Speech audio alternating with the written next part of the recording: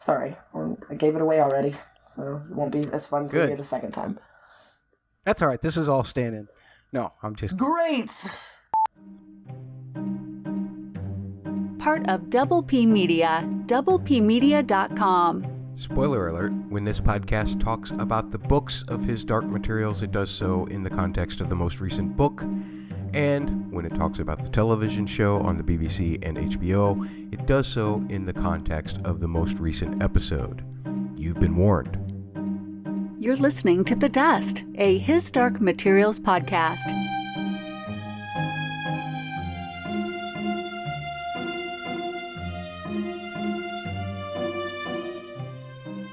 Welcome to The Dust, another episode covering His Dark Materials on HBO and BBC One. Also, with reference to the book series by Philip Pullman. Thanks for joining us. Today we are looking at Season 2, Episode 2, or if you prefer, Episode 10, entitled The Cave. Episode was written by Jack Thorne and Francesca Gardner, and directed by Jamie Childs. I first learned of Jamie Childs with Doctor Who episodes. I don't know how much stuff he's actually directed. I never go that far into the research. I just like, it looked good. All right, the director did a good job. It had the right emotional pace. Good director. My name is Double M. Double M. Matt Murdock, and I am joined by someone who will not allow you to put her in a backpack to carry her around. It's Holly. Hey, everybody. I don't think I can fit in a backpack. It'd be a very large backpack, but no. Yeah, it's not happening. It's not happening at all. So, Holly, we saw the internet break, basically, a week ago Sunday when this episode aired on BBC One. How did you feel about this episode? You can go ahead and give me your rating. Remember, folks, we use doubles now for our ratings. I gave this episode 8.5 out of 10 double M's. Wait, double M's? Mary Malone's. And double P's. Double P's? Packed pans. Oh, a double-double. Yeah. I was very excited to meet Mary Malone. As a book reader, I knew we were going to meet her very soon in this episode, and she exceeded my expectations. I really didn't enjoy the Magisterium stuff that much. I like that we're seeing more of it to kind of fill in the episode, and we get a lot of Mrs. Coulter in those scenes, but overall, the Magisterium scene just kind of dragged for me, so that's why I left my ranking at an 8.5. Well, 8.5's not bad, but I guess my difference between my opinion and your opinion, Holly, the key difference is that I actually liked seeing that behind-the-scenes Magisterium stuff. I liked seeing how everything kind of churned and you see how awful the Magisterium really is. I thought that helped lay out a really clear line of who the good guys are and who the bad guys are. So my rating is a full point higher than yours. I gave mine 9.5 out of 10, what I like to call double G's. Double G's? Grumpy Grandpas, which it appears you are in comparison to me. Yep.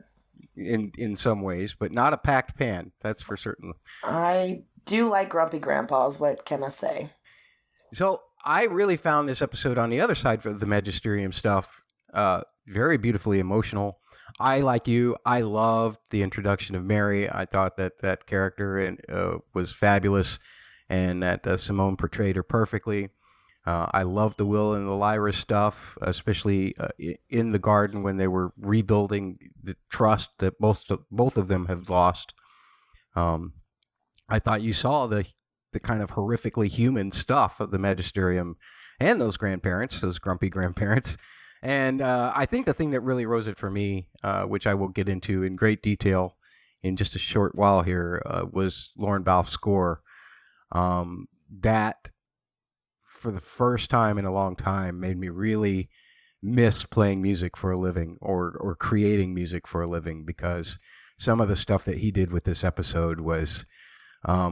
it's what separates the good composers from the bad ones, or even the ones that will win Emmys or will win Grammys. It separates this is the kind of stuff that puts him on that level rather than just a composer doing a TV show.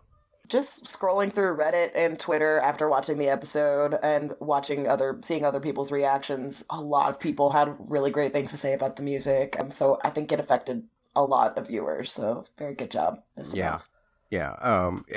And as we saw, the internet broke on that scene, which we can't really talk about why, except in the book section. But we saw the internet break on that scene, and I feel like that part of it was helped by the score. It kind of set everybody up for that particular Easter egg. Let's just put it that way. So absolutely.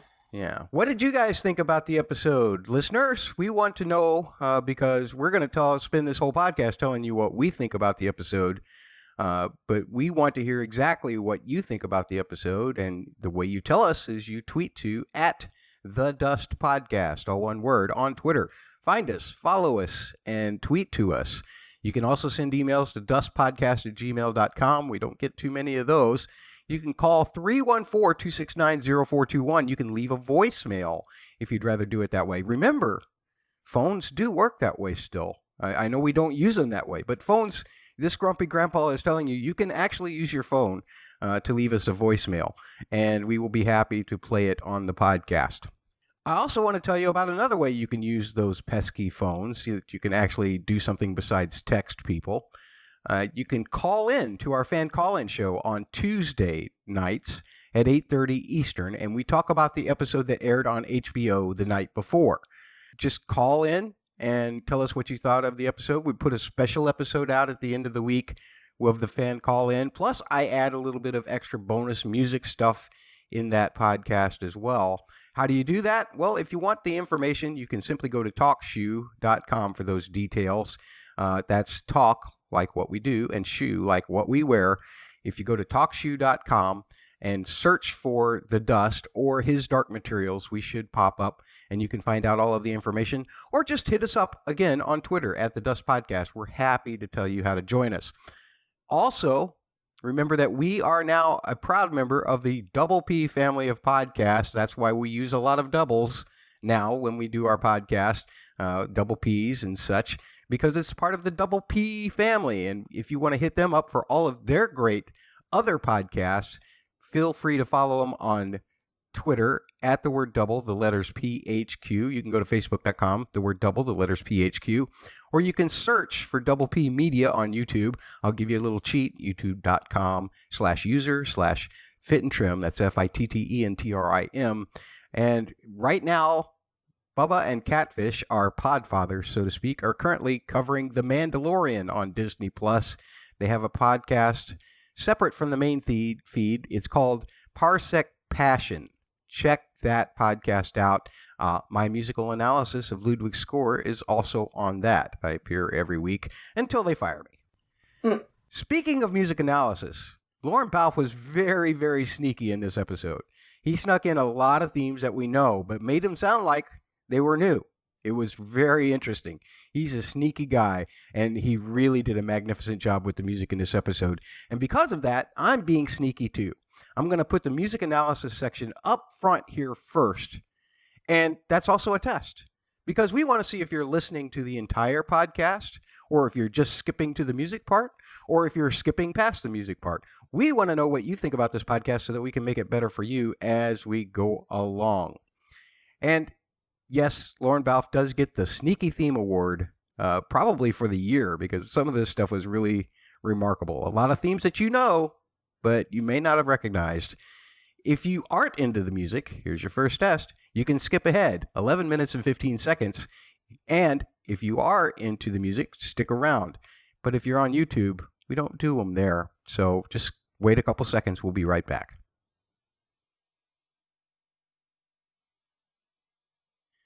Holly, you ready to get into talking about this episode?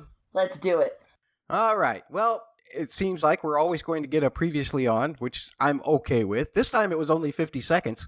It was less than a third of what it was last week. But then we go right to, hey, it's the next morning. The last shot in the previously on is Will, and he's about to get, looks like a specter's about to get him. But no, nothing happened. It was just a little prank that they pulled on us. It was actually what the show does. We call it a double P. A double P? Perils propaganda. Oh. And I really wasn't bothered by the fact. I know that I saw some things on Twitter where people were actually a little bothered by the fact that it seemed like it was just set up, just make it look like Will was in trouble. But, I do whatever you got to do to fake him out and make him come back next week. That's what I say. I could see why people would be bothered by the cliffhanger just for the sake of having a cliffhanger when there was really no danger. But I guess, it's really just supposed to show us that the danger out there is real and that Will is close to being in danger, but not yet. I agree. And, it does. It kind of reminds you that they're checking him out. They know he's not of age yet, but they are checking him out. So they're like, it's like when you're watching the food in the oven, like to just finish, like you're watching like the dough rise. If you're like baking bread and you just got to like get it at the right moment. And that's what the specters are doing. They're just like staring and waiting for that right moment to where it's going to be the most tasty. Yeah, Will has risen. Let's get him. So we'll kind of try to group these storylines into as cohesive through line as possible for our characters. And we start off, of course, in Tsutsugaze with Lyra and Will. And folks, just as a forewarning, I'm going to use a lot of doubles here at the beginning, and then I kind of got a little lazy with my recap, and then I got reinvigorated towards the end. So Lyra actually is ready to do some double C when she goes to Oxford. Double C? That's Cape conduct. She also wants to do some double S. Double S? That's sombrero sporting. But Will he says no. He says, no way, they got to blend in. It's obvious that Pan doesn't think very much of Will's tastes either. He's like, oh, what a spoil sport. But, Will's a wanted man, so he has to try and keep a low profile, and he doesn't think that Lyra's clothing choice would help accomplish that. And he's got to get moving because his cell phone's only on a 10% charge. And it also means keeping a low profile. They got to put Pan in the bag, which, of course, Pan does not approve of. Not only is it something that you wouldn't normally do to your demon, but the bag stinks, man. That's not cool. But Will really makes a case for the fact that he likes it there. He feels safe there in Tsutsugaze, and he doesn't want the window that he's using to go back and forth between worlds found and somebody else to come through and get him. Again, that makes him blissfully unaware of those things that are hanging around him probably all the time, right?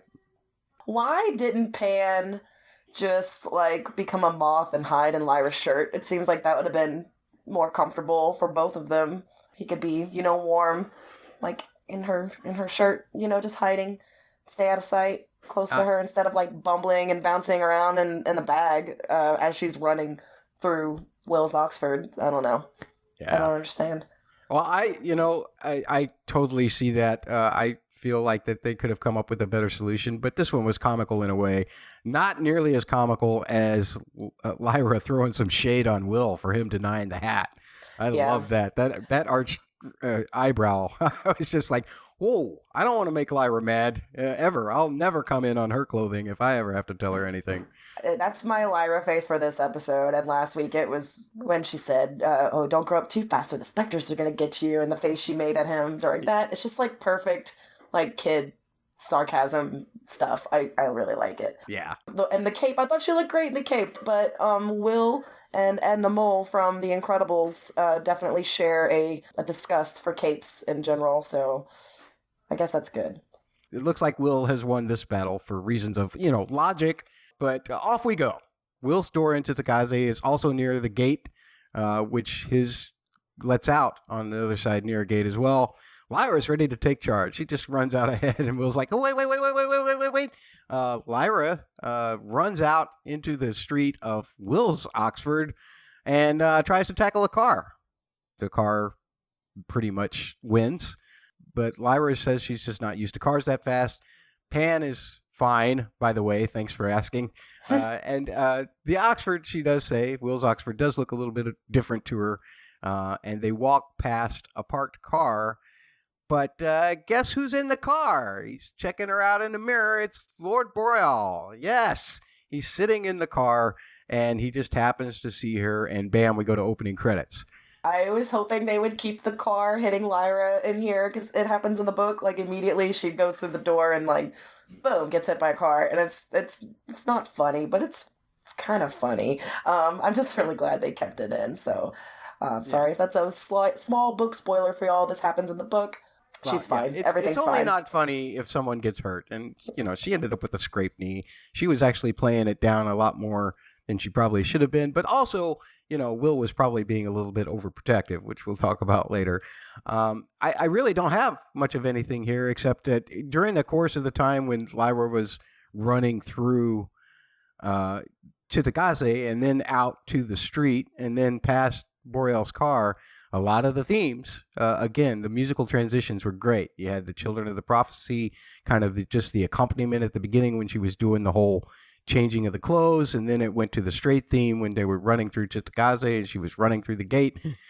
And then, of course, we heard Lord Boreal's theme when she passed his car and he was checking her out in the mirror.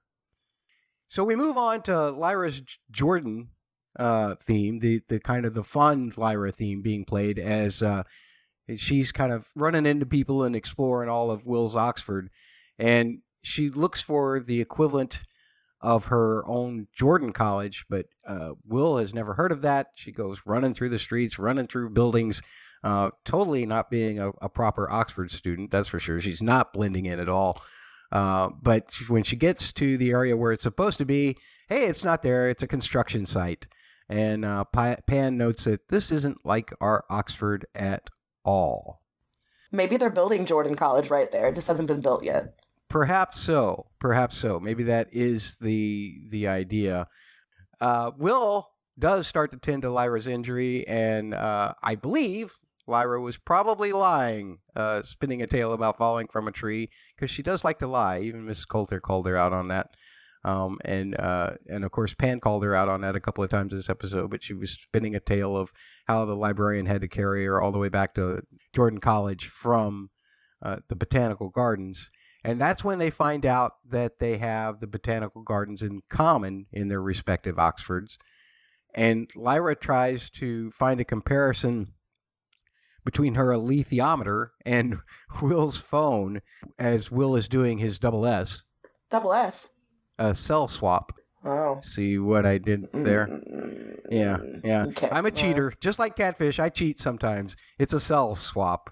She admits to asking the alethiometer about Will. She says that it had told her that he was a murderer, and that shakes Will to the bone. Poor kid.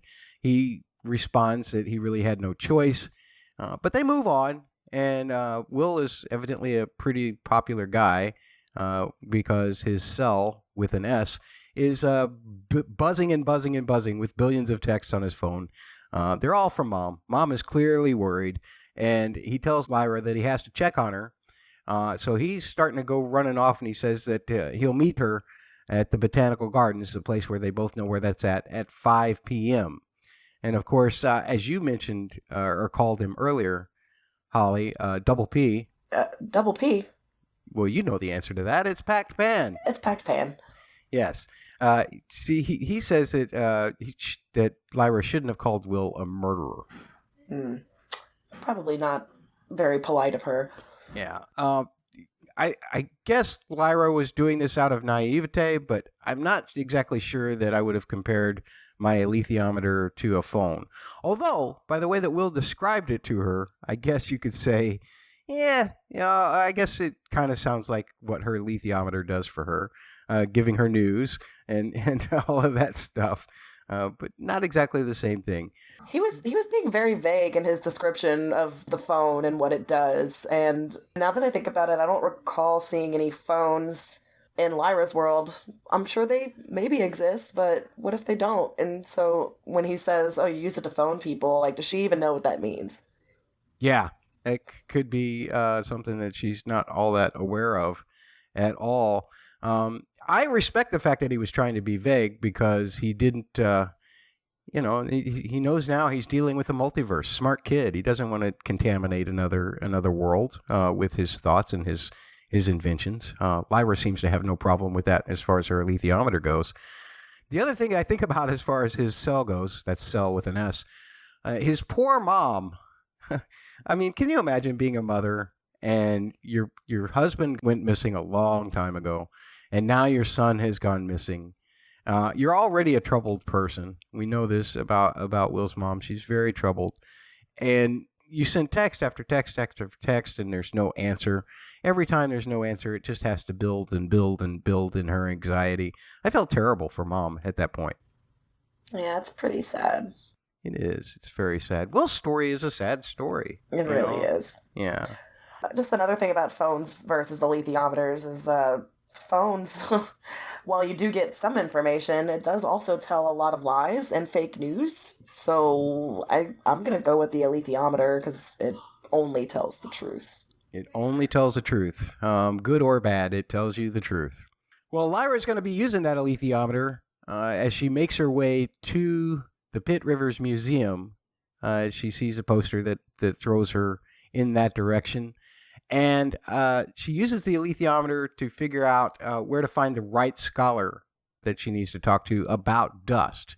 And it tells her St. Peter's College and to look for a room in that college with a mountain on the door. And also it says, don't lie to the scholar and help the boy find his father. So Lyra's kind of puzzled by all this, but she's on her way out the door. She's going to head out of the museum and towards St. Peter's. She's going through some old exhibits, and one of them lights up and reacts to Lyra. But the best part, of course, lo and behold, she runs smack dab into Lord Boreal in the middle of the trepanning exhibit, and she kind of mocks interest about it. And he calls himself Charles, and he kind of mocks interest in it, and she calls herself Lizzie. And his game is probably a little bit better. He's prepared for his false identity because he's got a card that says his name is Charles Latham right on it. He says that he's a collector, and if she has any interest or knows anybody that has any interest in some kinds of collections, then call him. And I'm like, whoa. God. Only Boreal could say something like that. Exactly. Only to Lyra, because in our world, kids know better than to talk to strangers. And I'm guessing they don't have this rule in Lyra's world, and maybe they don't have sex trafficking either. I don't know. All I'm guessing is that Charles doesn't know any better either, because he... I'm surprised that somebody didn't come and arrest him. I know, right? They should have had like a guard in the back of the scene, just like eyeing him suspiciously. We're like, what's going on here? Why are you giving your business card to a little girl? What is happening? That is too fishy. Yeah. Score here was once again magnificent all through the alethiometer search. There was a hint of the alethiometer motive coupled with the main theme. Loved all of that. I keep talking about this music because I've only really talked about two things in my music section, so I just keep on. Actually, before we move on, we talked about this in the book section last week because there's a little bit of a swap going on here, I believe, in terms of who knows who Boreal is and who doesn't. And it's a little bit different in the books, and it's not that big of a deal. Either way, as a TV viewer, you know who Boreal is, and you don't know maybe whether because Lyra and Boreal were at that scene, at that same party, how this scene is going to play out. So, were you okay with the way that it was played off, Holly? Yes, I was. It felt really true to the books for me still. I'm convinced she doesn't recognize him, because I don't think she even saw him in that scene, which we talked about last week. Right. I'm pretty sure she didn't see him in that scene. I think it might be slightly different in the books, where she sees him but doesn't immediately recognize who he is or why he's familiar, but she knows there's something familiar about him. Right. So yeah, it is going to play just a little bit differently, because it's an adaptation, but no, it worked perfect for me. I liked it. Yeah, so the butterfly effect didn't really cause any real waves in this effect, or in this time around. Lyra butterflies her way over to St. Peter's College. I love that shot of her running across the plaza there, and Pan's sticking his head out, and then all of a sudden, as she makes the big turn, his head just bounces back and forth. I thought that was hilarious. Poor Pan. That backpack ride is hell on him. Poor Pan. They find the door with the mountain on it and meet dun dun dun Mary Malone, yay, a physics professor. After getting it straight that women can actually do things in this world as opposed to in her world, and after badly explaining what her actual situation is the first time around, Lyra does finally manage to get it right, and she tells Mary about Roger's death, and she begs for help and understanding about the particles that Mary is studying, and Mary agrees. I know you probably want to talk about some stuff here, don't you? We can talk about some stuff here. First of all, just when I looked at the door as Lyra was going through it, Mary Malone's door, that mountain looked astoundingly like Azrael's mountain to me. Or maybe I'm just mountain insensitive. I don't know. All mountains look the same to me. But it was intentional, right? That mountain was supposed to look like Azrael's mountain? I didn't read it that way at all. I thought it was like a mountain in China, like art of a mountain in China. That's kind of how I pictured it. But I don't know. I'd have to go back and look and see, because I don't even know what Azrael's mountain is called in that land. Like I don't think they ever name it. And so if it is, it would have to be a mountain that exists in both worlds. And I don't know if the show has shown enough to prove that. All right. Well, thanks, Holly, for outing me as a mountain racist. I am a mountainist. You're a mountainist. How dare you? Second, Mary was watching. I couldn't make out the dialogue, and I didn't read the subtitles. Was it Ravens or Wrens that she was watching? It was Wrens. Oh, I wrote that one down. I was thinking of the. I thought if she said Ravens, I was thinking it might be the master from Jordan College. It might. It would remind us of his demon who was a raven, correct? Yeah, absolutely. Okay. I miss him. I miss the master of Jordan College. He was a good dude. I miss him too. Also, I actually got a chance to see this entire scene a week before the series even started in the UK. BFI was having some of the actors and the show people on as guests, and they were also showing scenes, and this was one of them. And when I saw it that first time, that absolutely broke me when Mary agreed to help Lyra. It's not even the heaviest scene probably for most people in this particular episode, but for me, seeing it that early on, being spoiled admittedly, but seeing it early on really just broke me. I was just instantly, I was invested in Lyra and Mary's relationship. Yeah, I think it's really sweet. Mary doesn't know this child just like stumbles into her office and like tells a sad story about her friend and how he died, and she just wants to help her. And I'm like, well, that's a nice person to do that. That's really sweet. I don't think any kid could just walk into any physicist's office and ask them questions and have someone so nice. Hell, I don't know any students of these professors, most professors, who would just let them just walk into their office. That's true. So, yeah, I think you're right there. But Lyra and Mary, we're continuing to follow Lyra here. Lyra and Mary make an agreement to ask each other's or answer each other's questions.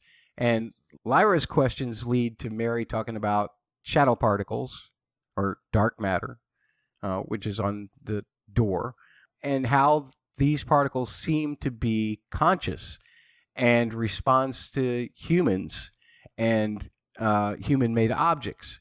And when she describes the way that she made contact, it sets off an alarm bell in Lyra's mind, because she describes a feeling of expectation coupled with patience. And Lyra's kind of says, hey, that's the way that I do the alethiometer. And she shows Mary the alethiometer and then ends up demonstrating it. Finds out that Mary was actually a nun before being a scientist, but she left the church. And Lyra's argument gets expanded upon, because she's talking about how the Magisterium would have never let Mary leave the church. And she tells Mary about the Magisterium itself and about what she thinks dust is, and all of this leads to Mary agreeing to let Lyra go to what she calls the cave, which is her system for detecting and communicating with these shadow particles. Love that scene too, maybe even more so than the one that I talked about that we saw on the BFI preview. This one really got me. I loved the scientific explanation to a degree of Mary given about Lyra's dust. She's kind of has a figuring of what this is, and Lyra tugging on our emotions by explaining how horrible the Magisterium is. I'll be honest, I thought if you really want to convince Mary that you're from another world, just bring Pan out and let him start talking. But I guess that would be a step too far. She didn't seem to question her too hard on the whole coming from the other world thing, but that's okay. Yeah, I love how Lyra tells her about her past and Mary Malone's shocked reaction and how she has to like sit down in the chair. It was great. Yeah. So they go to the cave and Mary hooks Lyra up to the machine. Lyra begins almost instantly causing the strongest response in the machine that Mary has ever seen. And she gets her answer that shadow particles and dust are basically the same thing, and tells Mary that she can actually make the machine work better, she thinks. Then she starts mimicking the motions that she does with the alethiometer when she's asking a question and puts herself in that state of mind. And Lyra gets the machine to do something it's never done before, to communicate through translatable symbols, just like the alethiometer, except it seems to be this I Ching stuff that Mary has been working with before. And all of this, of course, just blows Mary away. The particles tell Lyra that Mary actually has something important to do, but Mary's got to make the connection herself with the particles in order to truly understand, and that the I Ching, the Chinese box upstairs that she has in her office, will lead Mary wherever she needs to go in order to fulfill her important purpose. The particles then remind Lyra to meet with Will. It's like an alarm clock. Hey, by the way, aren't you supposed to be at the botanical garden right now, Lyra? So she hurries off, but she promises that she will return the next day. I love that. I love that bit where it's like she's gonna throw a bunch of information at you very fast. Yeah, dark matter is dust. Yeah, here's some pictures, but we can make it into words. Yeah, Mary Malone's important. By the way, you're late. You better go right now and meet Will. It's funny. It's great. I just love the visuals of this. I love the look of the cave. Using I Ching is something. It's funny, and I wonder. I know that the story of the Man in the High Castle was written long before Philip Pullman's books, but I wonder if the television show used the I Ching, the Amazon series, if they decided to use that based on the idea from Philip Pullman's books, because the Japanese trade minister also uses I Ching. It seems like to communicate with or to learn about a multiverse in his own world. Huh. Thought that parallel was interesting. What have you got for me on this scene? Like you said, I love how she has to like mimic using the alethiometer to kind of just get herself in that state of mind, and how the pictures were like becoming clearer as she was doing that. I like the reference to the poet John Keats and his term for that state of mind. Is it negative capability? I love that. And then I was scrolling through Reddit after I watched the episode, and I saw a term come up by some users called a quantum computer, which I'd never heard of before. So when I went to Google that, the images that popped up look just like the computer in the cave. It looks just like it. I was like, oh, wow, that's it. So a quantum computer is any device for computation that makes direct use of distinctly, this is from Wikipedia, distinctly quantum mechanical phenomena. It uses algebraic methods to develop algorithms for computations. There are some in existence.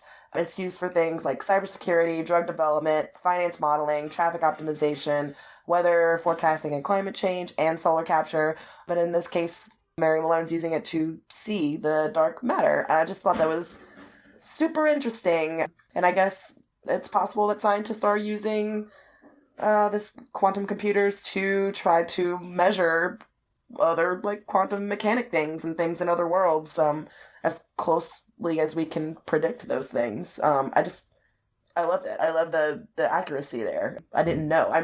I'm very uneducated and I'm very interested in quantum mechanics, but my brain cannot process the information to be able to be, for me to be like fully understand it. But I'm always a fan of any story or franchise that uses quantum mechanics. So probably why I love this series so much, because it kind of talks about it. But I don't know, I was so shocked that was a real thing, and that they did a really great job of making that computer look like what I'm seeing on the internet are real images of the same thing. So cool. Wow. Well, Holly, not only was that intriguing, but you just went about 5 levels above my paid grade. So I'm going to go back to Will's storyline from there. Please, great information. Thank you. Please, scientists, reach out and correct us, give us more information, put it in layman's terms for us, so I don't have to try to decipher layman's terms from Wikipedia. It's hard. It's hard to process, but I love it. I want to learn more. That's great. That's fantastic. Will is on his own little trek. So it's almost kind of like quantum physics, where you have 2 particles at the same place. A prophecy is now existing at 2 different places at the same time. Mm. Will is on his own little mission, and he sneaks a peek at his mom, who's staying with the guy that he left him with, to make sure that she's all right. Seeing that she is, he actually does a brave thing. He sends her a text, which she relays to the man that Will had left her with, and he then has to run off. He doesn't want to be around because he wants to keep her safe. And my first thought, and of course I'm going to go ahead and talk about towards the end of the episode, but my first thought when I saw this, the look on the guy's face with Mary, I was unsure if he really was as trustworthy as Lyra says that he is, or at least as much as he cares for Will's mom. So I was worried about that for a minute. That when Lyra found out on the alethiometer that he'll keep her safe, then I was less worried about it. But at first, just seeing it for the first time, I was kind of unsure about what was going on. Yeah, same for me, if I'm being honest. It did sow a little bit, some seeds of doubt for me, which in turn, in a later scene, so I was even more doubtful of people and taking an interest in Will and whether they were trustworthy or not. But I do believe the alethiometer. The alethiometer says that his mom is safe, then his mom's going to be safe. Yeah, you can't have that whole conversation about the alethiometer only tells the truth, and the then shadow particles do not lie. But it lied to us about the person you left your mom with. Shadow particles do not lie. They may omit, but they do not lie. Okay. And there is a distinct difference in this series. So Will, he spent all his money on his cell phone, on his new cell phone with an S, and he goes to the lawyer to ask about the trust fund that his dad set up. Actually, he found that lawyer's name in one of the letters that Will's dad had written. But he's told that because he's a minor, he's going to need a major, like his mom or somebody, to be able to sign some money over or to get all of the money out of the trust fund. This huge file is brought in, and Will learns from that huge file, the lawyer relays to him, that his paternal side grandparents are actually right around. And he didn't even know that they existed, evidently. So I guess because there was such a quabble over the estate, which is mentioned briefly here, and then again when we meet the grandparents, I guess Will's mom just chose not to tell him about having grandparents at all? I suppose. Will's grandparents are not in the book, so I was immediately distrustful, and I thought maybe there weren't even real grandparents, and it was going to be Lord Boreal's address, and it was going to go straight to his house, so he could just grab him. I was really suspicious, and I did not want Will to go there. So naturally he did. So Will goes in, but he pops in to say hi to Grandma and Grandpa. And they explain further that the fight over the estate has kept them estranged from him. And Grandma asks how Will's mom is doing. Of course, Grumpy Grandpa, Double G, he thinks that Will is just after money. So he calls the detective inspector, the one that actually works for Lord Boreal, and says, hey, that he's here. Grandma, says, your mom's kind of sick, but you can stay here with us. That starts to set the alarm bells off for Will. And when the letters are mentioned, Will decides to do a little bit of a distraction. He kicks some tea and vacates as quickly as possible as Grandma goes to clean up the tea. Smooth move, Will. Yeah. Here's the thing for me, and again, all of my criticisms are very nitpicky, but I guess, do we want to just establish that the trail again for Boreal's people against Will? Because otherwise, I just can't see any reason for this scene at all, except just to put a picture of Andrew Scott on the fireplace. I mean, where's Andrew Scott? Please give me Andrew Scott right now. No, I think, kind of like I was saying earlier, we were talking about the man watching Will's mom. I think this had me suspicious, but I think the point was to show that Will cannot trust anyone in his world that knows him because people are looking for him. And I think this whole scene was just to kind of remind us, like, he really is in danger. Even his family will betray him to the people that are looking for him. Right on. Well, Will and Lyra get back together at the botanical garden. Lyra's all excited. She's late, but she's excited to tell Will about her discoveries at St. Peter's College and with Mary Malone. And she's going to need to come back. Will, he's a punctual person. He's kind of miffed. Of course, he's really miffed because he's in trouble. He knows it, and he feels unsafe. And when she says he needs to come back, he wonders why he's even there in the first place, why he should care. And then she tells him about what the alethiometer had told her earlier about finding his father. She shows him the alethiometer. Using the alethiometer, she tells about how the letters, the killing, all of that comes up again. And Will is once again traumatized by recounting it. But Lyra's message from the alethiometer is that Will's mother is safe. The man that she's with is kind. And also that they definitely need to find his father. He doesn't know who to trust. And she says she won't betray him because she's betrayed someone before and it felt awful. There's another acknowledgement of Roger there. Mm-hmm. Will worries about leaving his mother behind. Lyra, she kind of ponders that maybe if Will is connected to Chitakaze, then maybe Dad is too. They kind of look out over the scenery there at the botanical garden, at this bench, and they realize that they both like this place, the way it looks, and kind of the way that it's brought them together to trust each other a little more. And that, to me, is what this scene is all about. We've seen from the very beginning, Lyra, she didn't even want to trust the alethiometer anymore when we first saw her in this series. And now she's trying to extend trust to Will. She's trying to be trustworthy to Will.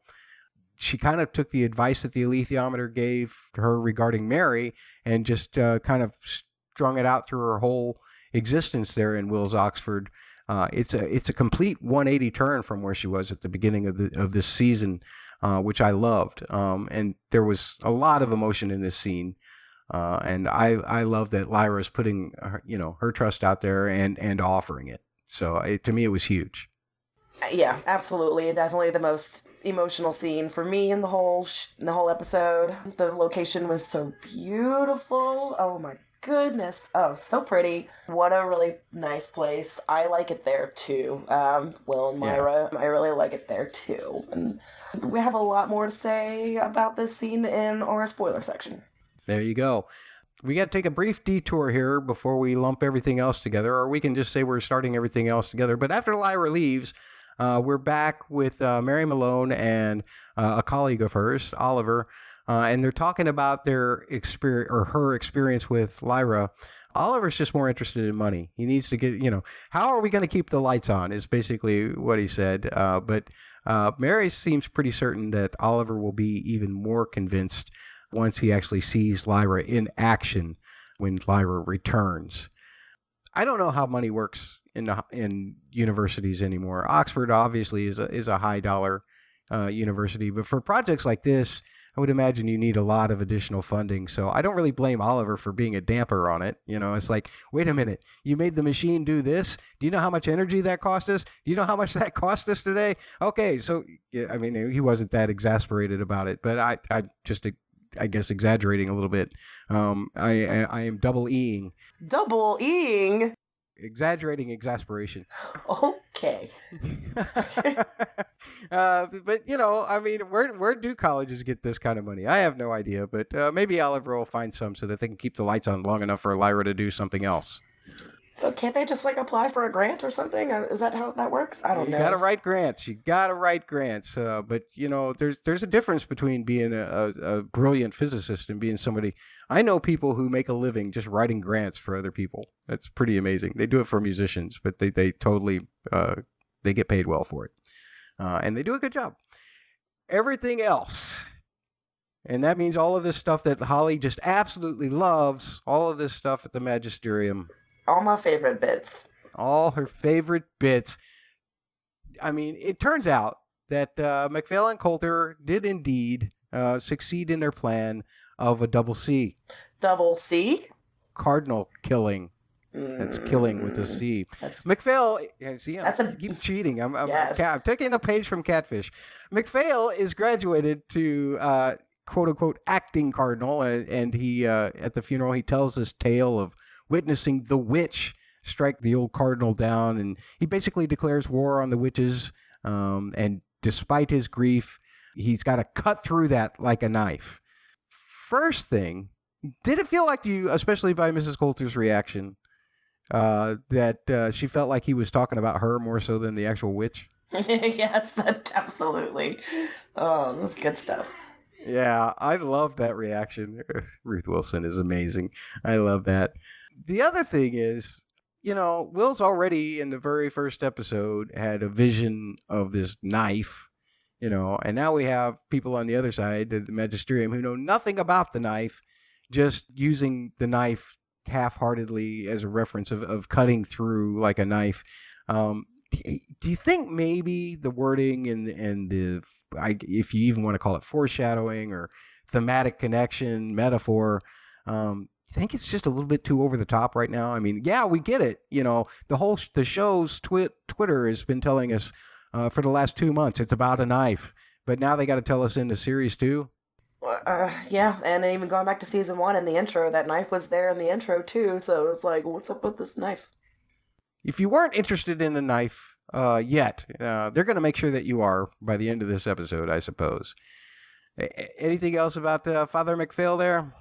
He's moving up in the world, thanks to Mrs. Coulter. Yeah. Holding him up. Mrs. Coulter is dragging him along and pushing him up on new heights. It's amazing. It's just incredible how they basically throw shade at Mrs. Coulter all the time, and she is just, like, still lifting them up into their positions. I love her, and I just have very complicated feelings about what she has to go through, and sometimes I empathize with her, and sometimes I'm just like, this is good for you that you have to deal with this. Like, I don't feel bad for you at all. Well, some other women that aren't getting treated real well are the witches. So we go to where some of the witches, actually just 2 witches, let's call it Witches Island, a Universal theme park coming soon. But Seraphina's given Ruta a triple D. Triple D? Demonless dressing down. Oh. Didn't see a single demon in that scene. Yeah. But you can do that with witches, so that's okay. But anyway, she's given her a dressing down for what happened to the cardinal. Seraphina had to send Dr. Lancilius, who we met in series 1 in Trollison. He was the one that talked to Lyra and made her identify Seraphina's cloud pine. But he's been sent to the Magisterium to try and broker a peace. Ruta's not going to apologize for her actions. She says, "No, man, I got in their face. I'm going to do that." She did it to protect Lyra's true name. She's ready to go, man. She's ready to put the armor on and just go to war with these guys, which I don't blame her for. Seraphina, of course, is distressed because her trying to reach out to Lyra isn't working. It's like Lyra's behind a veil or something. She's not in clear at all. And I just say, well, look, she's 2 worlds away. So it's not going to work that way for you, poor witchy. I find it impressive that she could feel her at all, even since she's behind a veil. Like, so it's clearly there's a distance there, but I wouldn't have been surprised if she had no idea where she was because of that. Yeah. I really love the fireworks between these 2. It's a classic thing. A divided house falls, a united house stands. But it's one of those things where Maybe if they weren't arguing about this, they could have foreseen what was coming up at the end of the episode. Yeah. But at the same time, I can't fault either of them for their side of the argument. Both of them are absolutely correct in their argument. They just need to find a compromise between their two extreme positions, I suppose. Yeah, I agree 100%. Yeah. Now, in the court setting, we see Mr. Lancilius here in a bit, Dr. Lancilius here in a minute. But before that, before Lancilius is brought into the court, Boreal arrives, and Mrs. Coulter gives him a little teasing for missing the Cardinal's funeral.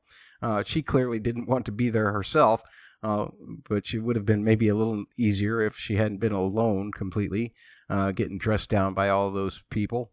He's actually more interested if Mrs. Coulter is going to help MacPhail keep his cardinal position and make it permanent. And he's also asking her about Lyra. Father Graves, as Mrs. Coulter says, is the biggest enemy to MacPhail. And after he asks about Lyra, the real star of the scene to me enters the room, and that is Dr. Lancilius. He's brought by two guards. Isn't it great, Holly, that if you're a guard for the Magisterium, I wonder if they only hire people who have demons have settled as dogs. And a very specific type of dog too, like these working like shepherd type dogs that like in the real world or can be used like take people down, and like dogs that police officers would. Yeah, it's super interesting. Actually, I was just thinking about the scene and you were talking how many demons we get to see in all of these scenes with the Magisterium. And I think I remember complaining last season about, maybe not seeing like enough demons in certain scenes, like where there'd be a lot of people, but you don't see a lot of demons, and it didn't really work. And I think feel like they're trying to make up for that a little bit this season. I'm pleased. They're scary dogs. Well, HBO will throw more money at anything that they think is going to be a hit, for sure. But, after Boreal had asked Mrs. Coulter about Asriel's man at the station, who we met last series as well, Thorold. He says that he's being held prisoner. He also isn't going to tell Coulter where he's been. So he's asking questions about Lyra, but he's not telling her why, more or less. He's certainly not telling her where he's been. He's keeping all of that to himself. But Lancilius is brought in, and Father Graves, who is MacPhail's main competition, takes over after Lancilius says he is attempting to reaffirm the mutual tolerance between the Magisterium and the witches. And MacPhail accuses him of being a spy. He denies that. Father Graves takes over, trying to be the big shot, the DA trying to make mayor, and talks about Lancilius's parentage, how he was raised or not, and all of that, of course, we see affecting Mrs. Coulter very poorly, because I suppose it reflects her relationship with Lyra in a certain way. But Lancilius explains, once witches are attacked, he explains the demon ritual that, and this is interesting, witches go to this place up in the north that their demons can't go, and it allows a certain degree of separation without breaking the soul. So once Lancilius says this, ends up, of course, enraging Grave. He calls him out for heresy, and MacPhail is forced to take charge and pass judgment, and he sentences Lancilius to 8 years hard labor and demon captivity. That's sad. I wonder what demon captivity means. Ooh, it doesn't sound good. I mean, No. If it's like we see later in the episode, we see Thorold, and he's got his demon with him, So that doesn't seem as bad. I'm not exactly... Is demon captivity more like what we saw Mrs. Coulter doing with that witch? Yeah, with the demon in a cage. Ugh. I don't have a demon, but just thinking about it makes me physically ill, which I guess is a testament to Pullman's writing and the show portraying the demons, because I feel like just thinking about it is causing me a really sick pain in my stomach, and it's like, none of this is real, but it's, I don't know, it's real in my head. Wow. Yeah. It's awful. It's awful. Yeah. This, I know I said I didn't love these Magisterium scenes, but this was the best one of all of them. I did like this scene a lot. Boreal questioning Coulter about where Lyra is was it was fun. It was fun to watch him like kind of tease her because we know that he knows where she is and he's not giving it up. And even though he's kind of complimenting her and flattering her, and he even says a line, something along the lines when she would make a better cardinal than any of these guys. So he's like buttering her up, staying on her good side, but also withholding that information from her. So it makes you just kind of wonder, what does Boreal have planned for Mrs. Coulter? Like, he's clearly going to be in cahoots with her as far as it serves him. At what point is he going to maybe use this information against her? Or, I don't know. It was really interesting. Yeah, I guess it seems he seems independently ambitious, right? He's got his own kind of thing going on. So I get the sense from Boreal that he's going to use anybody and anything that he can to get what he wants. Yeah, regardless of how he feels about it. We're still very unclear on what his motivations are, right? Like, all we know is that whatever Mrs. Coulter is doing is helping him because he specifically asked if she was going to be able to keep Father MacPhail in his position, so which would serve him. But yeah, mysterious, sneaky Boreal. Yeah. You mentioned the demons earlier. I did not like Father Graves' demon. That freaking spider creeped the heck out of me. I don't get scared by spiders very often. I don't like spiders, but I don't get scared by them. But that one, the way it scurried from shoulder to shoulder as he was raging and ramping, that just totally creeped me out. I have a confession. I missed the spider. I didn't see it at all. Both times I watched it, didn't see it. Now I got to go back and look for a spider. Oh, yeah. The spider on Graves' shoulder. Awful. But, you can't really see it in great detail. Okay. It just, yeah, I think it was more its actions. It was acting like a spider acts. So that was good animation as far as I'm concerned. I've always been impressed by the way that the people for Peter Jackson did Shelob for Lord of the Rings, and the spiders for I guess The Hobbit also. But yeah, anytime they get that motion right, that's when I freak out. Ooh, I'm with you. I'm with you in general. I'm not afraid of spiders. I will pick up a spider and put it outside before I kill it. I love all of the Authority's creatures. All of the Authority's creatures. One of the Authority's creatures that I love, of course, is Dr. Lancilius. That guy rocks. Yes. He took that with such dignity. That guy is the epitome of a peaceful protester, right? Definitely. There. Yeah, loved it. After court, both Mrs. Coulter and MacPhail, they agree that neither of them respect Father Graves very much. They don't like him. Coulter actually urges MacPhail to begin taking some actions against the witches that will speak louder than the rantings of Graves. She basically says, step up and be a man, because she could do it. Kill the witches if he wants to stay the cardinal. I love how Mrs. Coulter just has MacPhail, can just twist him, with every word that she speaks.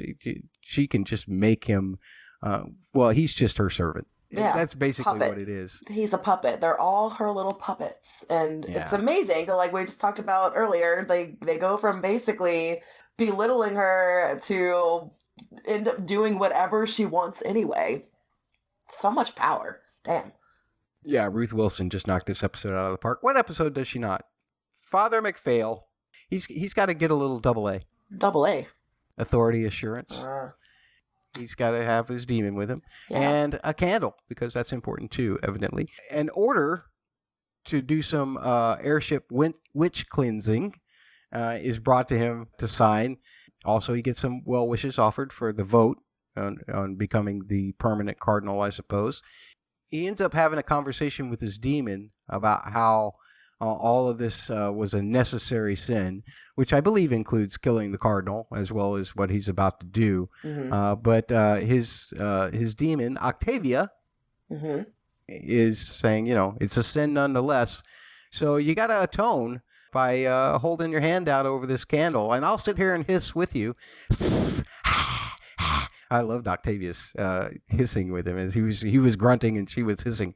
But yeah, that's Lindsay Duncan who plays Demon Octavia. I had to watch the credits to get that name right, but I love that.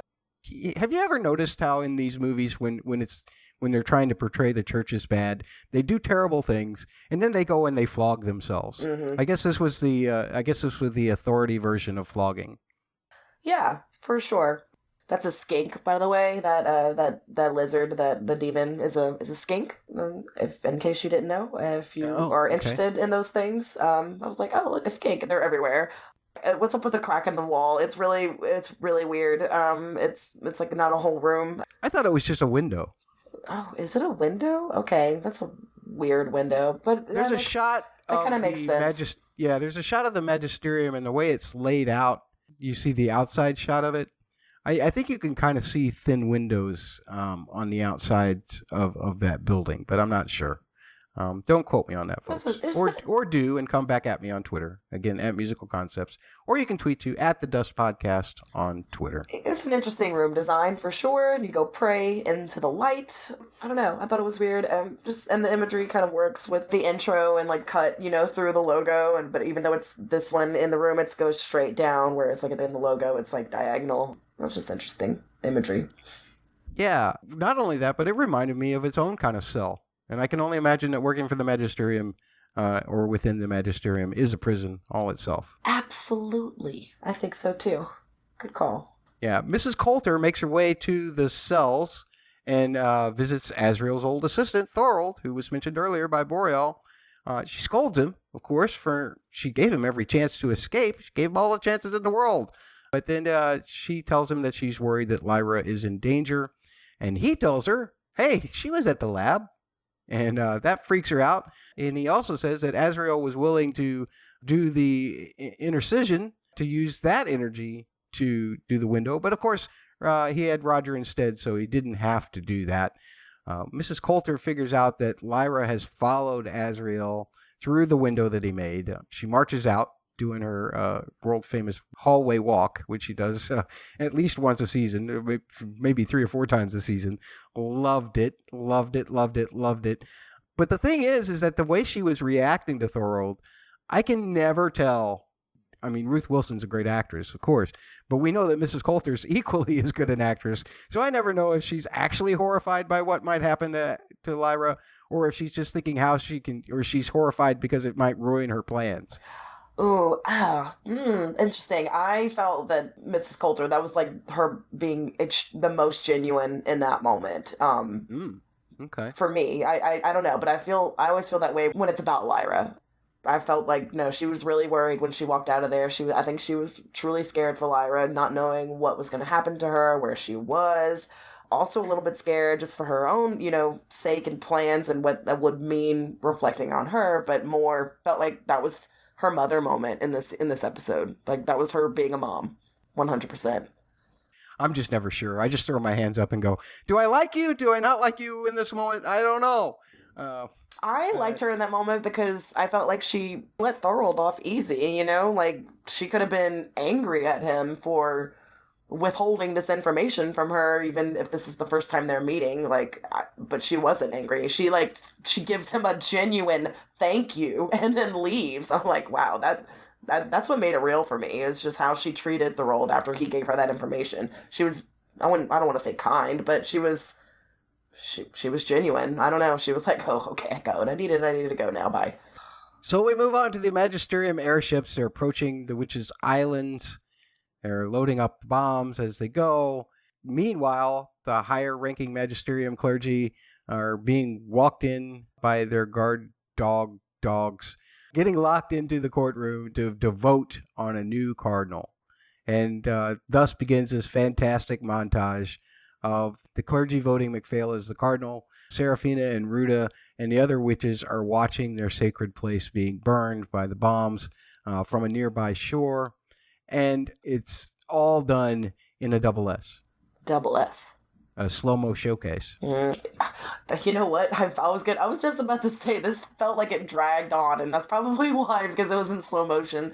I felt like it was a good build-up, but I could have used just a little less of it, if I'm being honest. I just it was too slow loading up those barrels. Explosive naphtha barrels. It was ominous, it really was, but I just could have used 45 seconds less of it. Okay, I understand. For me, it was a great visual tension builder. I loved it's just like, well, you know what they're going to do, but when are they going to do it? So to me, that worked. It also worked because, of course, again, Mr. Balf's score was incredible in that. That's a new theme that was from the music anthology of season 2. We're going to look at it at a later podcast, probably the podcast that drops later this week with the Fan Call-In show. And by the way, talkshoe.com. That's talk, like what we do, and shoe, like what we wear.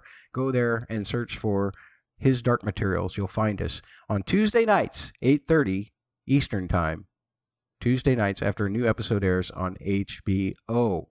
But A New Cardinal Rises is the name of that theme, and we're going to take a look at that in a future podcast. I loved the slow-mo of the witches reacting to the explosion. Personally, I think that Serafina and Ruta and all of those witches, I know that it was mentioned earlier in the episode how they seduce men and whatever. But believe me, those witches with that look, to me, that made them just as human as anybody else, regardless of their powers or their cloud pine. They were refugees of war, and that was horrifying to me. So I really, just the expressions on their faces was amazing to me. Interesting. They burn witches in their world too. Good call. Good call. It's the, what do they call those? The witch trials. The Salem witch without trials. the trial. Yeah, just witch execution. Yeah. I guess it's faster than on a stake, so they got that going for them. Also, I saw a lot of people complain online about just kind of inconsistency with the witches and how last week we saw Ruta Scotty being a badass and taking down a lot of people on one of those airships. And then, maybe they were outnumbered a bit, but seems like there was a lot of witches that maybe could have... They didn't even try to do anything to stop them. Do you have a take on that or a reason? Holly, it makes me wonder, you're right. They should have reacted or been proactive about it. But did you see some of those witches flying up into the air behind Ruta and Serafina? I think that they're going to make sure that the Magisterium pays for what they did. Okay. I hope so. I hope that's the case. I look forward to that. But it just seemed like in the moment they weren't doing anything and they were just kind of letting it happen. And after we saw them be real badass both last week and last season at Bolvanger, they had... Serafina had a pretty badass moment there too, right? So, yeah. And they've got a whole conclave there. You're absolutely right. They could have taken all those ships down, you would think, before they even got there. Mm-hmm. So that's the God in the machine right there. That's them just... We got to have this happen to motivate the witches, so we can't have them do anything to prevent it from happening. Yeah. So that's one of those story problems, one of those Maronese knots that you run into from time to time. Mrs. Coulter approaches the Cardinal MacPhail. He's now the official cardinal, and she congratulates him, and then lets all of her aggression out quietly, which I loved. And she tells him, this basically was my plan. I'm going to put you in power because, I got the goods on you, man. And I'm going to use that. And you're going to leave me alone and let me do what I want. Whereas all of these other cardinals and other clergy people have been preventing me from doing what I want. Because if you don't, I'm going to ruin your career. So when she starts to leave, MacPhail asks if she's going to find Azrael. She finds that funny. She says no, she has something infinitely more valuable to search for. And she makes her way down the corridor, and not once, but twice, she does the Mrs. Coulter hallway walk, and just like her original theme, Mrs. Coulter is back. She's been suffering these guys for too long. She is now her own woman once again. God, that's badass. But it felt so conflicting to me because I want to say I applaud her for manipulating things exactly the way she wanted to. But at the same time, what she's going to do with that, I worry about because I don't want her to be near Lyra. Right, I'd agree. I said this last week too. She's really easy to root for when she's taking down the patriarchy all on her own, and then I stop rooting for her as soon as she wants to hurt one of our friends, like Lyra or the witches or anybody else that we like. So, Yeah. she's so good, and I think it's not once or twice a season. I think it's once or twice an episode that she's gonna walk down the hallway with authority the way she does. It's almost every episode. I'm not mad about it. Walks. I'm not mad about it either. I love that theme. When that comes on, I'm just all giddy. It was the first piece of music that I ever heard Lauren Balfe had composed for this. I hadn't heard the main theme yet. It got me instantly, and now that's just kind of like when that music starts, I get up and I start fist pumping myself. Oh my God! So that's just the way I go. Any other final thoughts about? Because that's the end of the episode. Any other final thoughts? I was just gonna say, when we're thinking about Mrs. Coulter in this episode, I think this is the first time we see her wearing black, and damn, she looks good. She looks good in everything, but like even scarier when she's in black. When she's in black, when she's in mourning, I guess, even though she's not really mourning that well. No. But when she's in mourning, we all better mourn for ourselves because she is intimidating. So with the episode concluded, are you ready to play some games, Holly? Let's play some games. All right. We'll start with your least favorite game, of course, because that's how I like to torture you. Just like Demon Captivity, it's time to play 3 words. What were your 3 words to describe this episode, Holly? I'm just realizing I put it in my rating, but it's a backpack Pan. I just feel so bad for Pan having to be in that backpack. I don't understand. He could have just been like a butterfly, like flying behind Lyra. I don't know. No one would have known the difference. Poor Pan. Justice for Pan. That's my 3 words. Holly's episode rating would have been exactly the same of mine if Pan had just been a butterfly hanging on his shoulder. It lost the whole point. So sorry. You lost a whole point. That's okay. You know what? They will use that money that they saved on CGI in those scenes and put it to better use in a future episode. They put it into the explosions at the end of the episode. That's all they did. Okay. Triple E is my 3 words, Holly. What's a triple E? Exquisite, enlightening exhibition. That's what this show was. I loved it. From Mrs. Coulter's walk to Lancilius's explanation of how witches work.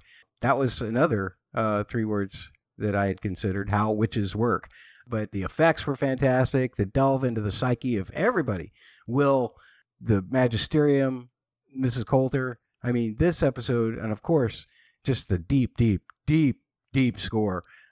This one got me good. All of those things were exquisite and enlightening.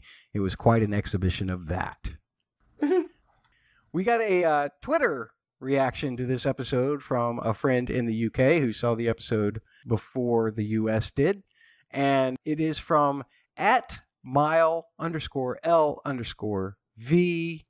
That is Mylene Vele. Thank you so much for submitting. And very kind of you also, considering.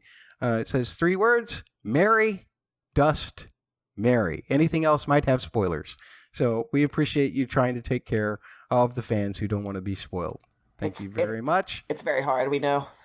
That's why I don't say a whole lot. Yeah. But I don't know. Holly, what's worse? Playing 3 words or trying to come up with a what's worse for this episode? Both are hard. Yeah, Holly hates my games. She doesn't like my games. I think I'm going to say 3 words is worse because I've been doing it for so long. I like what's worse better because it's new and fun. It's fresh. It's new. So this is where we come up with our own what's worse in the episode. We try to keep them kind of light, just for the sake of not totally ruining your day. And then one of us chooses one side of the argument and the other one has to argue the other side. You can catch this kind of argument on many of the Double P podcasts that are out there as well. Catfish and Bubba get credit for starting this game. You can find the Double P family of podcasts under one heading in Twitter. That's the word double, the letters PHQ. At the word double, the letters PHQ on Twitter will get you to submit your own what's worse for any of the franchises that they are covering. Do you want to go first, Holly, with your what's worse, or me? I'll go first. Okay. Matthew, do you think is Yeah. worse? Talking to a stranger collector, or not realizing that you are talking to someone from your own world? Okay, so if I choose one, you have to argue the other one, right? Okay, yeah. All right, well, I'm going to take the easy route, and I'm going to say not realizing you're talking to someone from your own world. Okay. That's definitely worse because that can definitely come back and bite you when you least expect it. It's if you don't know who they are, but they know who you are, you're in trouble. That's definitely worse. Oh, I don't know though. Talking to a stranger, like, period, it can be very bad. At least in this situation, we know he knows who he's talking to, but if not, if they didn't know each other, he just would have been like, he just would be a creepy perv that's trying to like pick her up for sex trafficking. So, I'm gonna say mine's worse because of the circumstances. We're obviously not going to agree on this, so we need to put it to the poll. Check the polls at the Dust Podcast on Twitter, and we will have the polls up there for you to vote on. Which do you think is worse? Talking to stranger collectors or not realizing you're talking to someone from your own world? Holly, I've got a better one for you. Yeah, it's better. Which is worse? Telling someone how to dress or ruining a carpet by kicking over tea purposefully? I mean, those are both pretty mean. They're just flat mean. But which one are you going to argue? I think it's worse to tell someone how to dress, because if you're telling someone how to dress, that's like, I don't know, that's cutting into their personality, their self-esteem. Like you could be inflicting emotional damage on somebody for telling them how to dress. Well, that's a good argument, but it's completely wrong because you can also inflict damage to someone not only psychologically by destroying their home, ruining their living room where they have to get, they have to look at that stain every day because they never could get it all out. But also, they might have to just rip up the carpet and put down new carpet. I think that's just horrible. You've not only hurt them psychologically, but you've also hurt them financially. Well, guess what? Stains can be removed with cleaning products and carpet cleaners. There's machines and chemicals that can fix that problem. It's going to take... But the psychological damage is there as well. No. Why did he kick that tea over on It was purpose? an accident. It was not an accident. He did it as a distraction. It was an accident. As far as she's concerned, it was an accident. It was just a kid. He's just a boy. Boys will be boys. I've got to walk past until I can get those carpet cleaners there every day. Every day I've got to walk past that and say, what did I do to make that boy so scared that he accidentally kicked over that tea? I mean, it's psychological damage. They look like they can afford to get the carpets cleaned without having to get their hands dirty at all. Just saying. Well, you're just asking her. Once again, you're asking the rich to carry the load for the poor people. Every day for the rest of my life. Folks, if you agree with me, be sure to vote on Twitter. Once again, this poll will be up. Telling someone how to dress is not worse than ruining someone's carpet by kicking over tea. And I will say again, purposefully. That's awful. That's mean. That's horrible. I mean, Better Homes and Gardens is just out to get him now. But you can vote on the poll, and you can tell me how wrong I am by voting on the poll unanimously for Holly's argument of telling someone how to dress. Speaking of getting your feedback, how about we dive into some of this feedback we got for this episode from our friends in the UK who got a chance to see this episode before the US. Holly, can you tell us what our friends at His Dark Material said? You mean his dork materials? I do. Okay. Literally, episode 1 now feels like a fantastic episode, but still a warm-up compared to episode 2. For us, Lyra really becomes Lyra for the first time in the last episode, driving the motors of the story and demanding to know what's going on. No tippy-toeing around in wonderment of what's going on. There's a sudden fired-up, fierce sense of motivation to everything she does. It's a bit like PP, famous Double P? Double P? I don't know. Oh, Philip Pullman. Like the Double P famously said, paraphrases, you must focus on the girl, Lyra, and everything else will come. She's racing to find answers, sway other people, influence them, and boldly step into our world and not give a damn. It was great to see, done her the world of good. Characterizations are spot on from everyone, Easter eggs and references that will make you smile abound. So, yes, definitely agree. We will get more into those Easter eggs in our special book spoilery section. Yes, we shall. Our friend at @OneDartLou on Twitter, that's Louise, sends this very thoughtful message to us. I don't want to ruin anything, but you are going to love this episode. There is a scene that will emotionally break you. Oh, she was right. Louise was right. You know us so well. She knows us so well. At Gorgavan R tweets us their favorite parts of the ep for episode 2 of season 2 as well. The Botanical Garden, Lyra and Will, jokes, and even a favorite score part, which I'm thinking they're just saying from, because I'm not sure that we've heard this theme yet in the show, but favorite score part from the music anthology, The Subtle Knife. I like that. I like that. At Damon's in Dust, with 2 T's at the end, says, ask this question. Y'all think that Mrs. C is a daughter of a witch? She can separate from her demon quite a bit. The way she gets all huffy and puffy when a ritual is mentioned, the way she knows about Cloud Pine so much as well.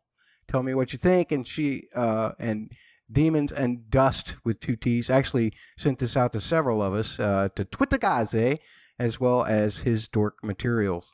So appreciate that very much. You sending, including us in that question. What do you think, Holly? Is Mrs. Coulter the daughter of a witch?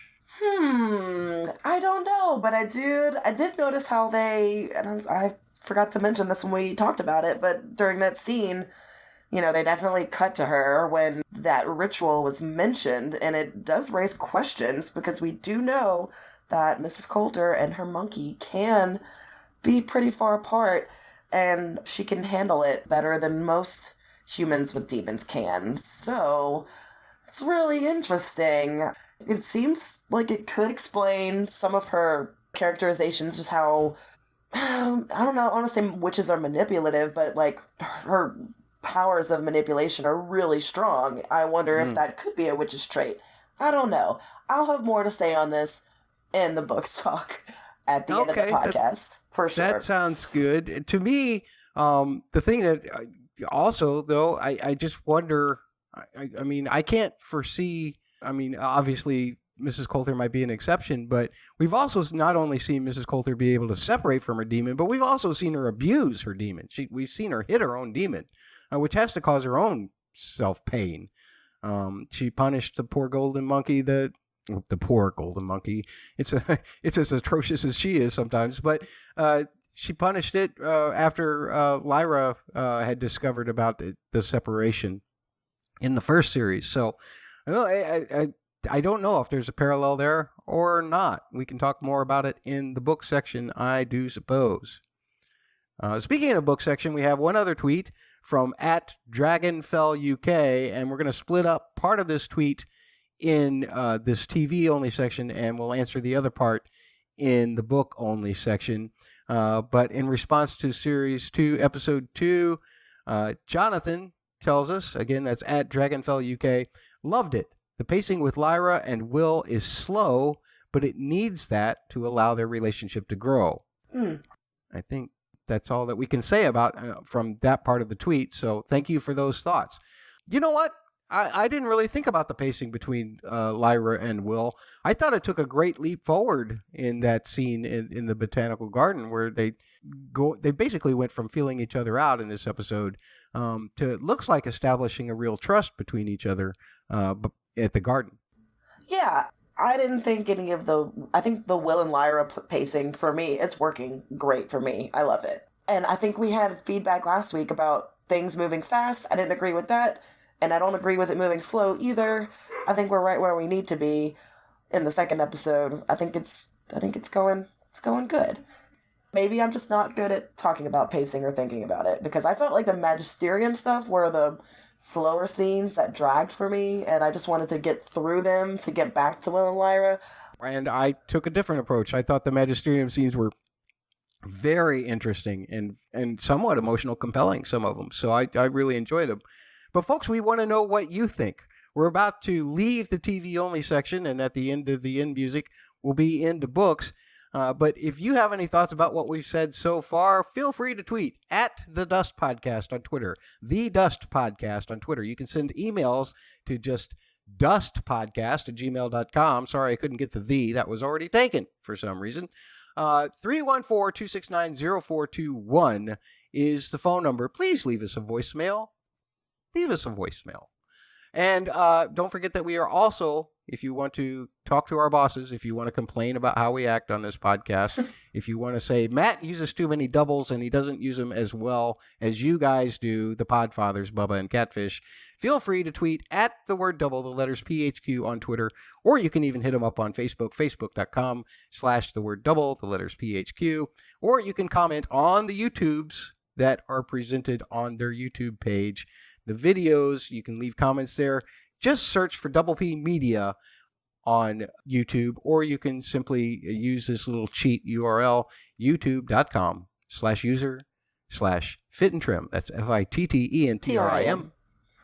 The Mandalorian is a show that they are covering currently, so look for a Double P. A Double P. A Parsec Passion. Oh. And you'll find them wherever you get your podcasts. As far as we go, please do rate, subscribe, and leave us written reviews. That's what helps us stay your 40th favorite podcast out of 15 active podcasts covering this series. As for my personal Twitter, you can find me at Musical Concepts. Holly, if people want to bypass me completely and make sure that only you get the messages, berating me for my lack of podcast skills, how can they do so? I'm at Hunt Pants on Twitter.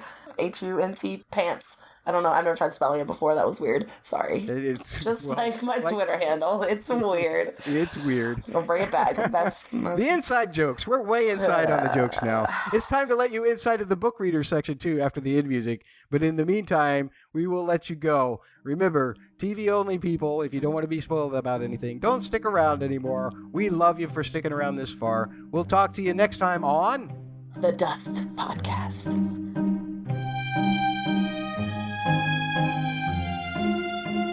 Tweet the podcast at The Dust Podcast. Send emails to dustpodcast@gmail.com or call 314-269-0421. Please subscribe, rate, and review wherever you get your podcasts.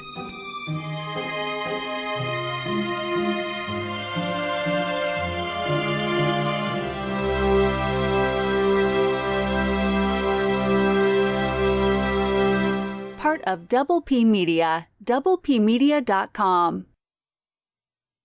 Hey, you're still here. Why are you still here? It's because you're a book reader, right? Either that or you don't mind being spoiled about things that we talk about in this section that might ruin the rest of the TV series for you. Or maybe you like that kind of stuff, and I'm okay with that. I really am. But don't say that we didn't warn you. Here we go, book talk. It's what we like to call Double B. Double B. Book bitchin'. Yep. Holly, what you got for me? Oh my god. So I watched this episode by myself, and then when my roommate came home from out of town, we watched the show together too. So I watched it again with her, and I was taking my notes to prepare for the podcast. And when we get to that scene, I wrote bench pretty large in my notebook, and I just hear my roommate go, "Why did you write bench so large?" I was like, "I can't tell you. I'm so sorry." And it's so funny. So I guess from her perspective, it's just a scene in a park. It's not a big deal. Except now I probably put some doubt in her mind. I'm like, she's going to be waiting for this bench to come back, and she's going to be waiting until the very end of the series to see it. So, yeah. Whew. Man. Well, I mean, the internet broke as well. So I imagine that there were lots of people in your roommate's position that were like, going, what are they talking about? Yeah, I hope so. At least for our casual, but on social media present viewers. So, like, there's so many different types of fans. Like, my roommate, we watch a lot of the same stuff.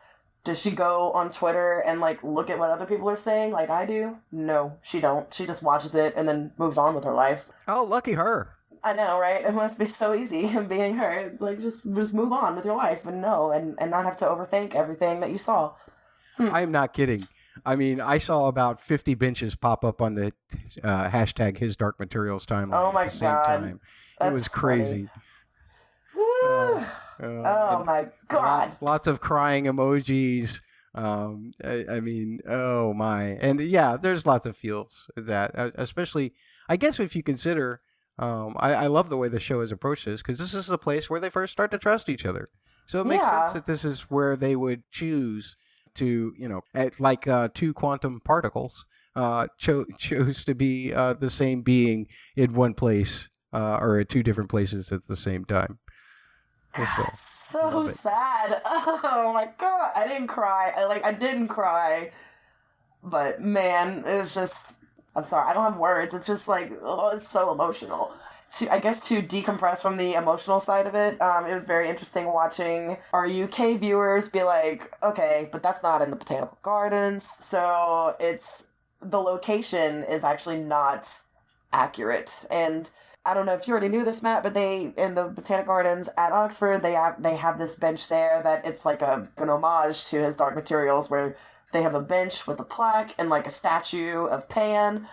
So like there is a real bench in the real Oxford Botanical Garden that addresses, like, it's for His Dark Materials. It's like it's there. This place where they shot the scene clearly is not that place. It's a different place completely. And people on Reddit already like picked it out where it is. I can't remember, and I'm not familiar with areas out there anyway, because I've never been there, but I just thought that was really interesting. Nice. Well, leave it to the fandom to find something wrong with the most beautiful scene ever. And I don't think people were like upset. Well, I think some people were upset, but like, how would you would have to? What were they going to do? They're going to like remove the statue and the plaque look at from what the their place CGI budget is, shoot. Holly. Look at what their CGI right. budget is. They could easily paint that out. I don't know. I don't know. It's fine. Like I said, for me, a dumb American who has not been abroad ever in her life, I can buy it. Where they shot the scene is beautiful, and that seems like a really lovely place for them to each go and sit in their own spots and think about each other. Yeah, it's fine. Speaking of homages, though, and not to get off the subject, but did you see that 3D artwork that they did right in front of the pit rivers, which is 3D, like it's like looking into a window. The window, yes, I did see that. That is so cool. That was beautiful. I don't remember I should properly credit the artist, but I don't know their name. But even BBC on their website has put up that thing that they put out on the internet that showcases it and shows people visiting it, and that's beautiful. So can't film there anymore. Either. I'm gonna drop my Venmo, and then if people want to donate money so I can go and visit it, that would be really cool. I'm just kidding. I'm not gonna drop my Venmo. I don't want your money, but yeah, I mean, I really do want to go. So what the amount of money that our podfathers are paying us here to do this podcast, that's not enough to cover it. We know how much you make, Bubba. Let's save the Arctic. Okay.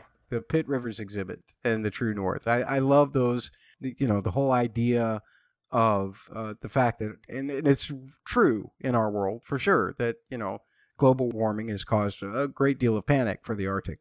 But I love the fact that even back then, Pullman's books made this huge amount of energy a side effect of that being kind of a greenhouse effect, right? In a way, an effect of climate change, because later on we see the way Yorick is affected. He has to lead his bears to try to lead them to the mountains away from the north, and that doesn't work out so well.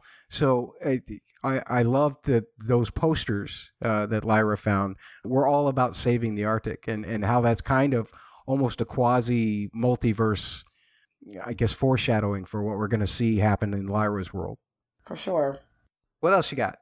Back on that scene, still with Lyra and Will, what they're talking about, and Lyra promises she won't betray him.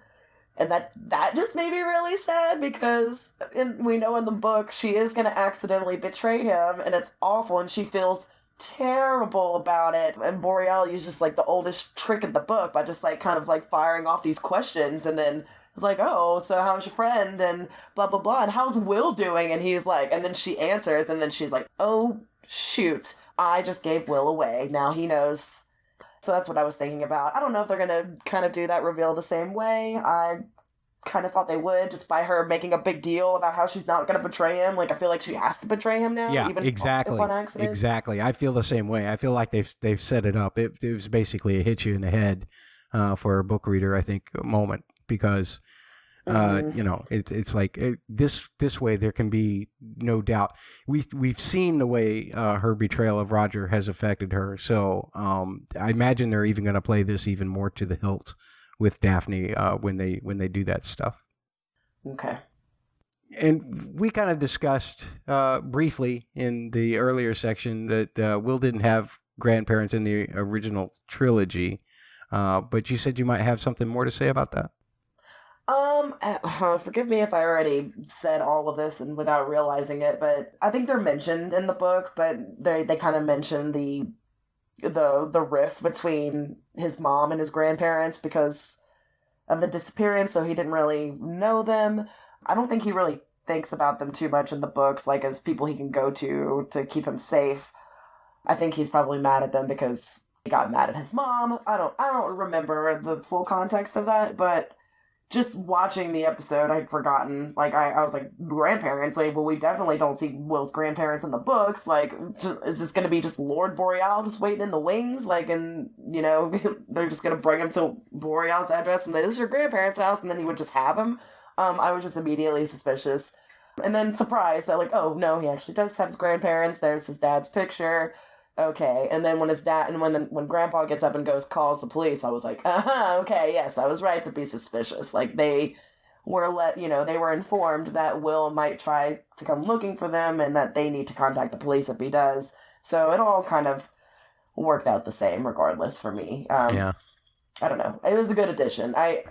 Despite everything I said about not loving the Magisterium scenes in this episode, I really think everything they're adding that's not in the books is adding value to the show, and any kind of little changes they're making for the season so far have been for the better in general. I think this is a good example of that. Well, for me, it was the one scene that just, other than establishing that the detective inspector is still on the case, that he's still on Lord Boreal's payroll, I didn't see much purpose to this scene except just to give Will some more emotional height. And that's fine. If that's the purpose of it, then that's fine. But I didn't really... It seemed like an odd way to do it, to amp up for Will. I would have thought that he could have done that. They could have done more at the lawyer's office, actually. But yeah, maybe you're right. I don't know. I loved the tea spilling and how his grandma reacted to it, and was just like, oh, I have to get up and get something to clean this right away. And I'm like, perfect, get out, Will. And he ran. He just ran. I was like, good boy. Yeah. Again, the psychological trauma that will cause that poor grandmother. No, stop it. We're not playing that game anymore, okay? Don't feel bad for that. Why do you have white carpet, lady? Come on. That game is over. But I had totally forgotten about playing I Ching. I totally forgotten that was a big part of Mary's storyline as she moves on, as she heads off to, and God, I've only read this name in my head. I've never read it aloud. So Mulefa. Okay, it's all in the accent. I'm trying not to get ahead of myself with the excitement for Mulefa because I'm honestly really worried that it's gonna look weird. Like it's gonna just be. Do you think they're gonna have to tone that down? I don't just know. A little bit in order to, because it's just in the books. Your imagination can run wild, and it does seem so outlandish and bizarre. Her whole storyline is just her by herself. I can't imagine they're going to be spending. They have to do enough for her to be able to figure out how to focus and see the dust, right? Yeah, I don't think they're going to not give us Mulefa. I just think they're probably thinking about it really hard, how to make it look. And I'm sorry, Mulefa lovers, if this is like, I don't want to be offending you, but imagining the show we're watching now and then trying to picture these creatures in it later, it just doesn't seem to fit. even though that makes no sense because we have all these other worlds and there's no reason why it shouldn't. But I don't know. It's just really strange to think about. It might just be a little jarring at first. I think, and that's how it was for me just reading it. It was jarring until you kind of get used to it. I gotta say, love the bit where when she's talking about how she used the cave on herself and she's like, she looks at the amber. And she's looking at the amber and I'm like, oh my God. Oh. But yeah, it's these little things that just get me like super fired up and excited about what's coming. That was amazing. I loved that. That was just a fantastic little Easter egg. Fantastic. Yep. And it's angels. It's angels. I'm just going to say it. It's the dust, the talking beings, the thing communicating through the alethiometer and through the cave is angels. Just the whole thing about Mary was fantastic, but also just the look of the cave itself. I love that. And of course, last week in this section, I called that thing that we saw in the opening credits was, of course, the cave. And I don't think I called it that. I think I called it the machine. You called it the machine. I keep calling. Yeah, but that's what I meant. It's the same thing. So take time to pat myself on the back. Good job. I thought about you immediately when I saw it. I was like, oh, Matt was right. Good for him. Because whatever my guess was, I couldn't even remember. I was trying to think it was something else that I couldn't even think of in the moment. And I'm glad I was wrong. And I'll give myself props for Googling quantum computer and then seeing the image of the exact same thing and being like, whoa, check that out. It's so neat. Way to be creative, Michael VK. Way to be creative. He's the guy that makes props. He's a follower of ours. We like him. He's very friendly. He sent us a message. Thank you to everybody on the show, working on the show, that is liking our tweets. And, it's so exciting. Thank y'all. Thank y'all for appreciating us. We just appreciate you guys. Yeah.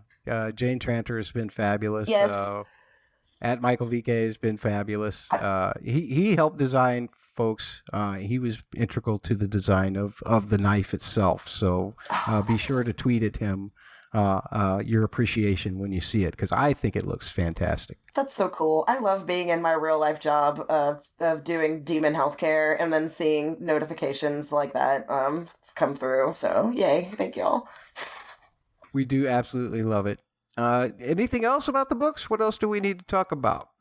Yeah, Dr. Lancilius explaining the demon ritual which seemed to nod at Mrs. Coulter and how she can separate. We don't know how they got to that point, but I do not believe that Mrs. Coulter is a witch. I don't think that is why. I think she did something very similar to, if you've read the Book of Dust, what Malcolm Polstead had to do at the end of that book, and just basically just be separated from his demon, and then kind of like to suffer and go through this traumatic experience without her, and now they can separate. Which is weird that this came up, and for some reason way before the episode aired, I was like, I want to start reading Secret Commonwealth again, and I did, and this is a huge theme in that book of people that can separate from their demons and how they can and what that means and how it looks to the other people in the world. And it's not like a super widely known thing that just any human can do this. It's, it's known that the witches can do it. So it's just it's really interesting. It feels like we're bringing a lot of Secret Commonwealth themes into this episode with that question. Speaking of which, let's get back to that tweet from @DragonfellUK. Who had added to this tweet, but we didn't include it in the TV only section. But Jonathan says, all I'll say on that scene is that it really works in the context. I'm worried there is a longer term foreshadowing, though. Pan's being so sassy. But dare I say it? Secret Commonwealth? So this is, and folks, I have to admit, I have not read past the original trilogy. So I'm in spoiler territory for myself. I forgot you haven't read this. I'm sorry. But no, it's all good. But I do have knowledge of some things, just because when you're on the internet, you find these things out. But Pan and Lyra basically stopped talking to each other at some point, right?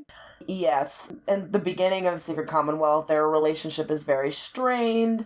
They kind of ignore each other, and then partway through the book, Pan leaves. He's like, bye, I'm out of here, and he's going to find answers. He's off on his own adventure that ultimately is to help Lyra but a lot of this book, they are separated for most of it seems like, and it's so sad watching them together. Even before they get separated, they just kind of have this disdain for each other, and it's so tragic, especially when you read these books and you know what they go through, but it don't, it's... Oh, but think so about close. it. Ben's been so mistreated he gets left behind so she can go to the world of the dead. He gets stuffed in a bag in the TV series.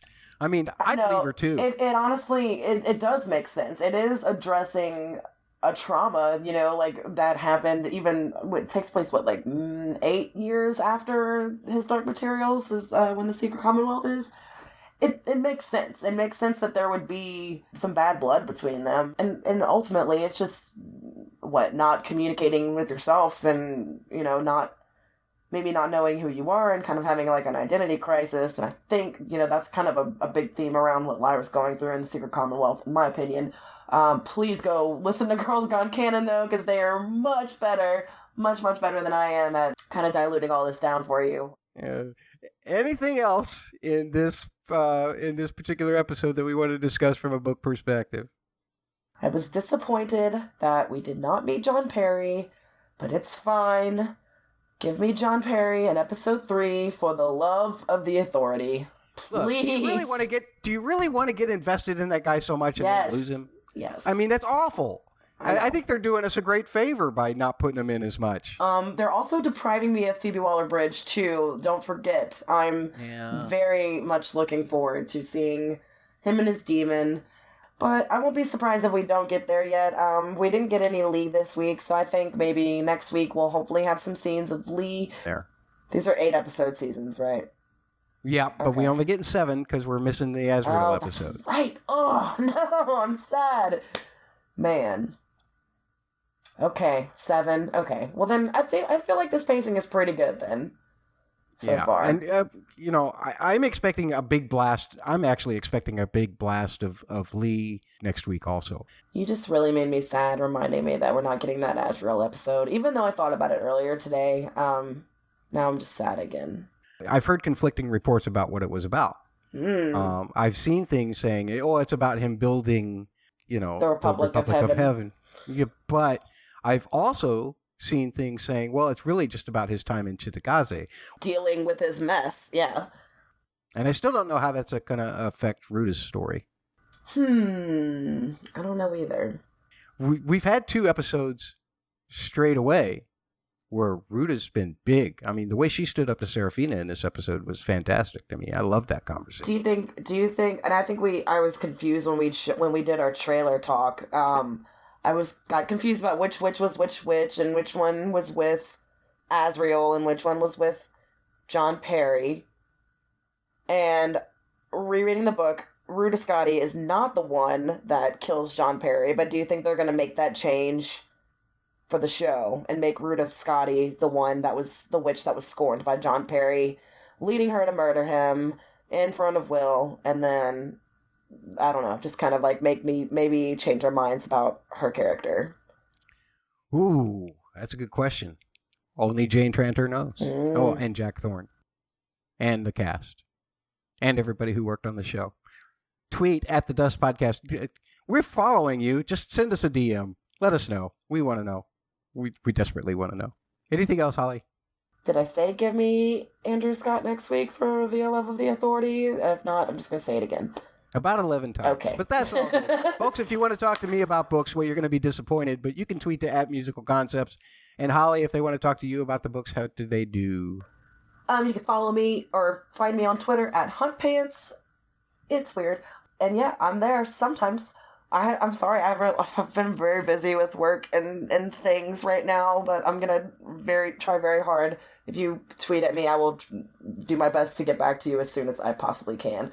Also, would like to say that I unfortunately will not be able to be on the fan call-in shows because that is my evening shift of demon healing. So, at least for the next couple of weeks, I think after that my schedule might change and I might be able to join fans on the fan call-in show. So Hopefully. Well, Fingers crossed. it'll be a much sorrier podcast without you. But I've done fan call-in shows before by myself. And folks, we would love to hear from book readers as well. We'll put you in a special section, just like we put ourselves in a special section when we talk about the books.